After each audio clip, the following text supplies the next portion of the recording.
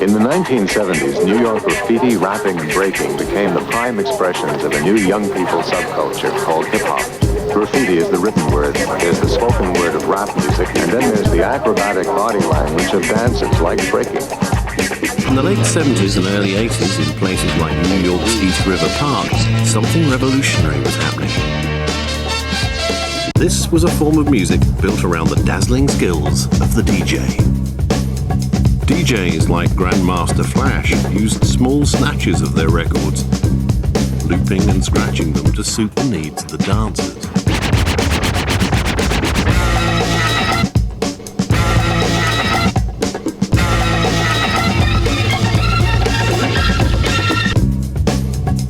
Now he could break a song down to its constituent elements and use those elements to create something new. Hey, stop the beat. Hey, stop the beat. God. In the hip-hop world, we wanted to have our own sonic signature that was different from the DJs that were playing the whole record all the way through. The Grandmaster Flash and all these guys, they were just playing these little parts of the record. And the little breaks of the record, they just will play for a long period of time. You can cut, you can edit, obviously, you can slow down or speed up your tape, you can put in backward stuff, you can put in electronic sounds which you can possibly produce live. You can use combinations of instruments which are completely unbalanced, but you can make them balanced. And then cut up the tape and pretty well throw it up in the air until it settled down the ground and join them all up again. So it was just became like a patchwork quilt.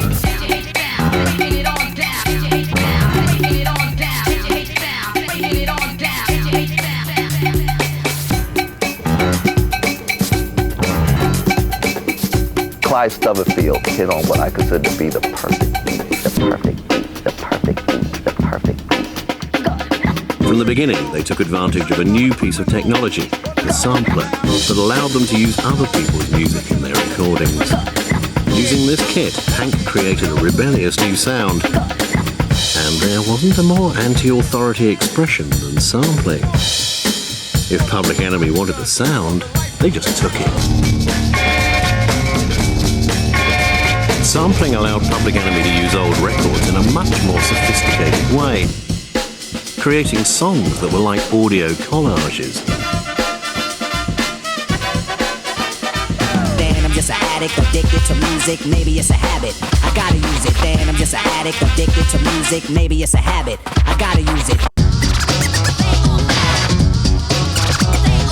People who had little access to traditional musical instruments were creating something remarkable, using just 2 turntables and their record collection.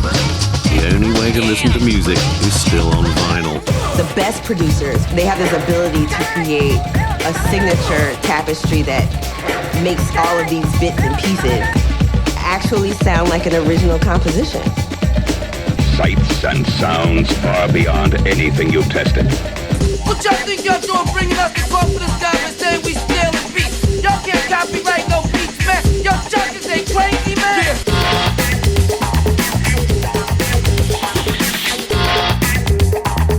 Jesus hates hip-hop. We are the music makers, and we are the dreamers of dreams. Right, stop that. Silly.